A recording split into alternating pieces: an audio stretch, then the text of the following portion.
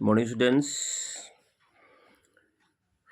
11 chemistry आज का topics है कार्बन की चतुस्संयोजकता।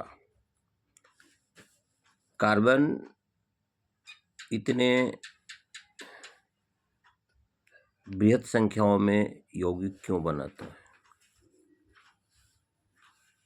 तो कार्बन लैटिन भाषा के कार्बो से लिया गया है, जिसका अर्थ होता है कोयला।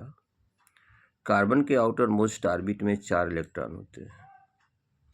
न तो वह 4 इलेक्ट्रॉन किसी को दे सकता है और न तो किसी से ले सकता है, जिसके कारण वह उसके पास एक ही उपाय है, कोवैलेंट बॉन्ड बनाना।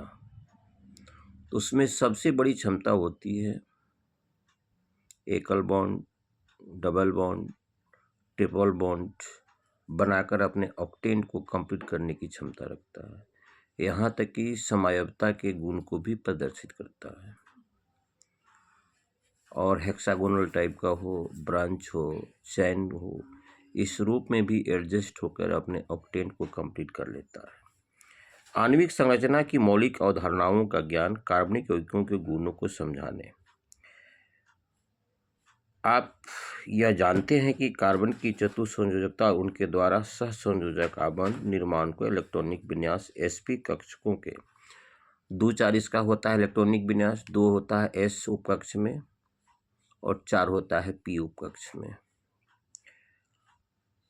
इस आधार पर समझाया जाता है methane, ethane, C2H4, C2H2, methane हो गया आपका संतृप्त हाइड्रोकार्बन CH4, जो कि संतृप्त हाइड्रोकार्बन का सरलतम पहला मेंबर है। और एथिन जो हो गया असंतृप्त हाइड्रोकार्बन का यानी एल्किन का पहला मेंबर। C2H2 जिसको कि एथाइन कहते हैं, इसमें ट्रिपल बॉन्ड होता है और आपका एथिन में डबल बॉन्ड होता है। ये आपका क्या हुआ, ये आपका हो गया एल्काइन। तो एल्किन का सूत्र होता है, मेथिन एल्किन श्रेणी में रखा गया, जिसका सूत्र होता है CnH2n+2, एल्किन का CnH2n, एल्काइन का CnH2n-2। इस प्रकार से हम बताए थे कि किसी भी हाइड्रोकार्बन को अगर ऑक्सीजन में जलाया जाए तो वो कार्बन डाइऑक्साइड और जल ही देता है और भारी मात्रा में ऊष्मा की उत्पत्ति करता है, और उसको आपको बैलेंस कर देना है। संकरण किसी भी यौगिक में आबंध लगाई तथा आबंध एथेनॉली को प्रभावित करता है। sp संकरित कक्षक में s गुना अधिक होने के कारण यह नाभिक के समीप होता है, और sp संकरित कक्षक द्वारा निर्मित आबंध sp3 संकरित कक्षक के द्वारा निर्मित आबंध की अपेक्षा अधिक निकट होता है। इसमें क्या होता है, जो खासकर नॉनमेटल वगैरह में, ऐसे तो वैज्ञानिकों ने यह साबित कर दिया कि अधिकतम कोई भी एटम 3 ही इलेक्ट्रॉन तक त्याग सकते हैं और ले सकते हैं। तो इसमें न्यूक्लियर जो फोर्स होता है आउटर मोस्ट ऑर्बिट के इलेक्ट्रॉनों पर काफ़ी अधिक होता है, जिसके कारण इनमें जितने भी नॉन मेटल होते हैं यह इलेक्ट्रोनेगेटिव एलिमेंट वैद्युत ऋणात्मक तत्व की श्रेणी में इसको हम रखते हैं। अब रही बात कि अगर CnH2n+2 को चर्चा हम करते हैं तो n बराबर 1 लेंगे तो पहला हाइड्रोकार्बन मेथिन बनेगा, n बराबर 2 लेंगे तो C2H6 बनेगा, एथिन बनेगा, n बराबर 3 लेंगे C3H8 बनेगा, n बराबर 4 लेंगे C4H10 बनेगा। तो कहने का मतलब एक क्रमबद्ध तरीके से इसके कंपाउंड का फॉर्मेशन होते जाता है।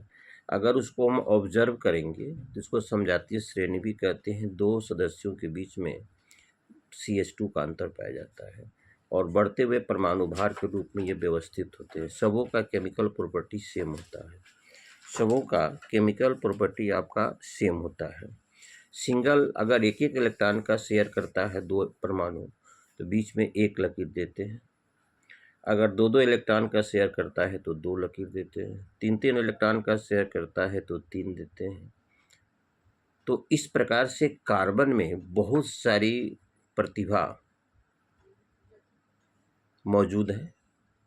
श्रृंखलन जिसको कैटेनेशन कहते हैं, उसके बाद एकल single bond, double bond, triple bonds, और यह चूंकि संतृप्त हाइड्रोकार्बन निष्क्रिय होते हैं। एल्केन का अर्थ होता ही कम क्रियाशील, लेकिन कैटालिस्ट की उपस्थिति में यह प्रतिस्थापन अभिक्रिया में भाग लेते हैं। अगर सूर्य की उपस्थिति में मेथेन की अभिक्रिया अगर हम लोग क्लोरीन से कराते हैं तो 4 तरह का वो प्रोडक्ट देता है, क्लोरोमेथेन, डाइक्लोरोमेथेन, ट्राइक्लोरोमेथेन, अंत में कार्बन टेट्राक्लोराइड होता है।